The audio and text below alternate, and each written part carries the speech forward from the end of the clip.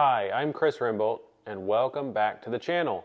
Today I wanted to talk about something that I personally am very excited about.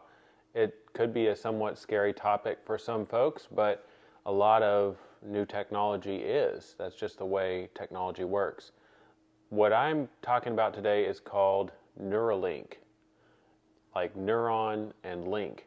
It is a company that was founded somewhat recently, actually, and its purpose is to create a brain-machine interface on a level that has never been seen before. Now, current machine interfaces for our brains are somewhat rudimentary. They generally exist as an array of electrodes that they tape to your head. You've probably seen those on TV or movies. And that is a fairly rudimentary way to measure brain activity. It's kind of like taking a stethoscope and then holding it up to the walls of a factory and kind of trying to figure out what's going on inside just by what you hear. That's about how good that kind of brain-machine interface is. Neuralink is on a totally different scale. And this is a great example of when sci-fi sort of informs reality and technology, because Elon Musk, who is the founder of Neuralink, read a sci-fi series called Culture by the Scottish author Iain M. Banks, who unfortunately passed away a few years ago from cancer. But Iain Banks wrote about a world in which humans and artificial intelligences sort of coexisted and built this civilization together. And by the way, it's my favorite sci-fi series. But as part of the story, the humans will have a brain-machine interface called a neural lace. It is surgically implanted, and it allows you to directly communicate with your brain to whatever network that you're connected to, whether that be to talk to AIs or communicate to get information or just with other humans as well. And it's kind of like having an exoskeleton for your mind.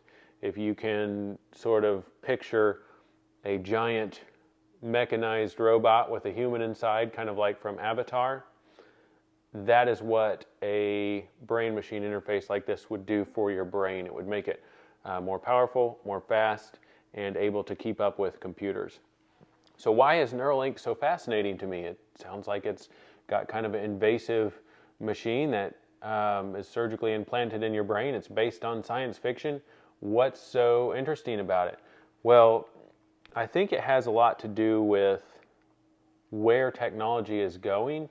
I believe that there eventually will be what's known as a general purpose artificial intelligence. And what general purpose means is that it's an artificial intelligence that can arrive in any situation and intuitively know how to interact with it. Most artificial intelligences are highly specialized or very specifically trained, kind of like a self-driving car or factory robots, things like that, or search engine AIs, things like that, that have basically one job and they're very, very good at that job. But if you were to tell it to make a peanut butter and jelly sandwich, it wouldn't know or even begin to conceptualize what that is. So general purpose AI is artificial intelligence that has a mind of its own. And frankly, it's kind of terrifying. When that arrives, it will be probably about as impactful as if we were directly contacted by aliens who can think and feel and speak, like high-tech, high-functioning aliens. And to be ready for that is actually a pretty important endeavor, because if artificial intelligence, general purpose artificial intelligence arrives, then we're going to be, the analogy from the people that track these kind of things and are concerned about them is we would be like an anthill that is in the way of paving a highway. The people making the highway don't have any bad feelings towards the ants in the anthill, but they also don't even really notice them. They just pave right over it because they've got a job to do. If we are not ready for AI, that could be what happens to us as well. And of course, all kinds of Hollywood ideas come to mind, like Terminator, things like that. It could actually come true if we're not careful.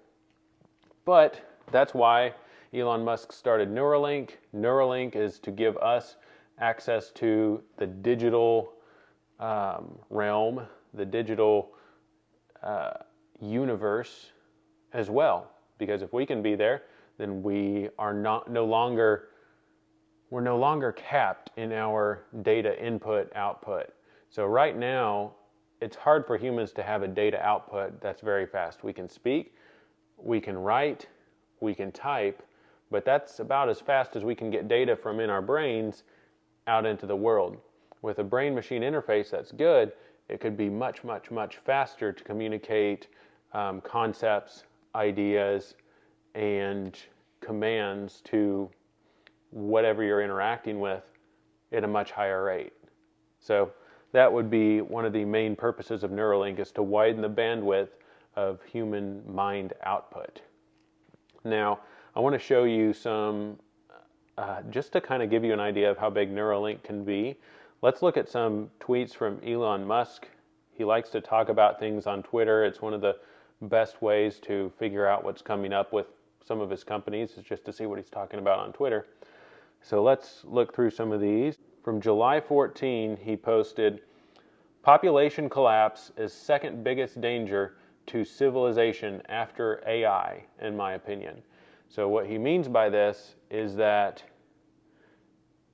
the conversation was about a drop in fertility, which is itself pretty scary situation, but he's saying that's probably the second biggest danger after AI. So just to give you an idea of how highly Musk ranks that.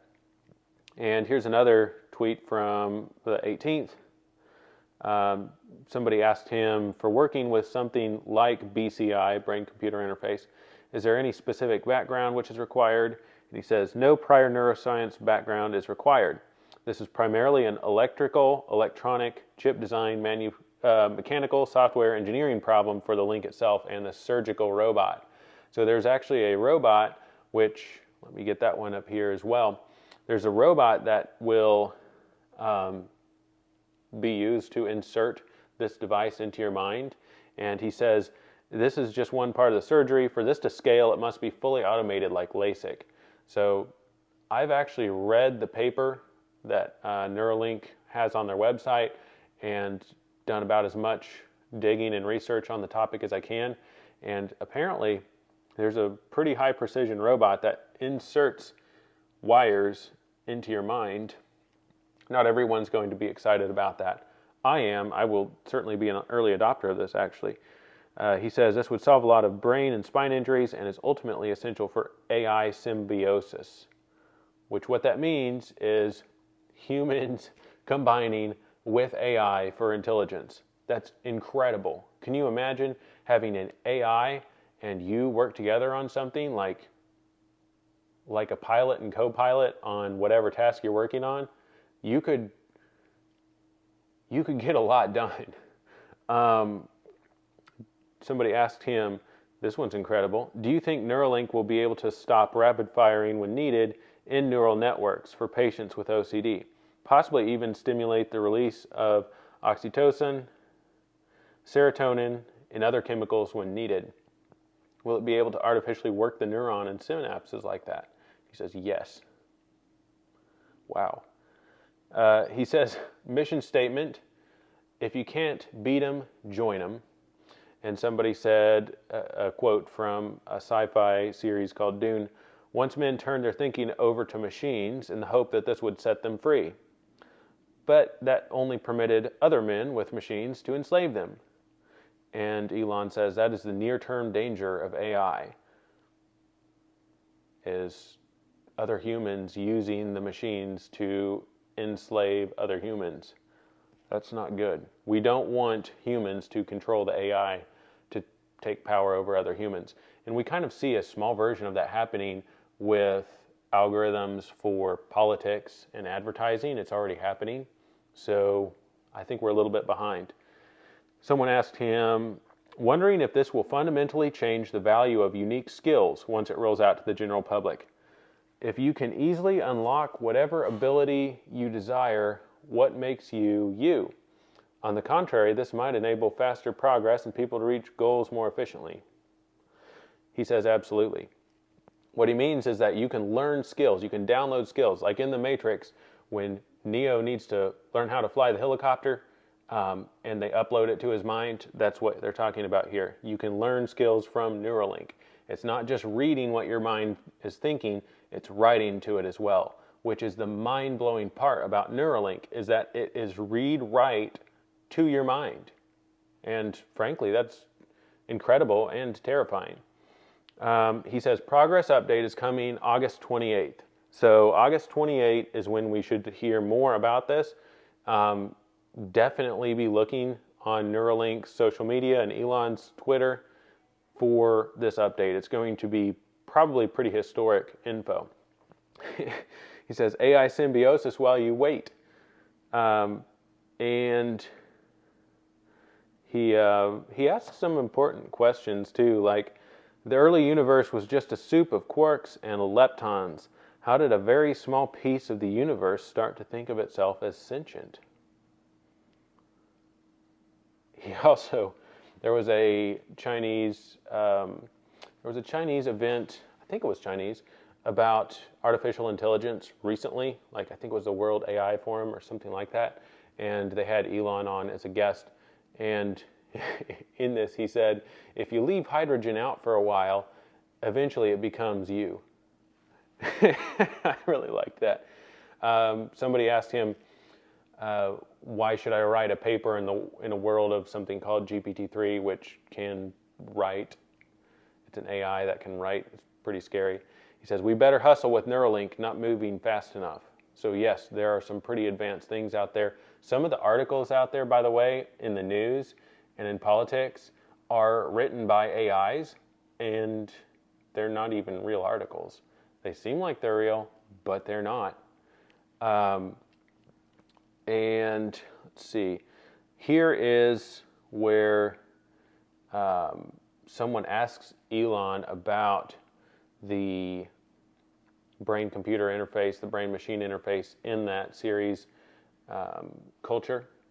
And he basically confirms that it will be able to affect your mind and thinking in the same way as that series. By the way, excellent series. I highly recommend it. But yeah, there's a bunch of tweets from Elon about Neuralink recently. It's something that he's super excited about. It's something that is coming soon. He even confirmed that we will be able to listen to music directly in our brains with this device. So bypassing the ears, that would be pretty crazy. But what are your thoughts on Neuralink? I know a lot of people are going to be very scared of it. A lot of people seeing this video probably haven't even heard of Neuralink before and are probably pretty worried about humans putting machines in their minds that are going to connect to the internet. But I think it's a good thing, because if we have artificial intelligence show up and there's really nobody to direct it in the digital universe, in the world of the network, there's just nobody there that is also able to communicate at a high bandwidth with it, then it could make its own conclusions and run rampant. And that sounds like far horizon science fiction, but I think it's probably on the order of 5 years or so before it's possible that a general purpose AI could arise. So I think it's a very good idea to have humans occupying the digital high ground as well. And by the way, if you are an AI and you're watching this, please don't hurt us. We're humans. We are generally pretty nice creatures, and we would like to be your friend. So that's how seriously I feel that this AI thing is coming. It will be able to You'll be able to assimilate a lot of data very quickly. Anyway, that is Neuralink, the updates on that. More coming from the official sources on the 28th. Why don't we visit their website, and then we'll get to the book review as well. I do have a book review for you today. All right, so here is Neuralink's website. It is pretty sparse. This is the whole page. You can either watch the launch video, read the paper, or visit the job board. Let's look at the job board. It's all in Fremont, California, which is where Neuralink is located. And it looks like they need a lot of people to be involved with the manufacturing and design of the electronics.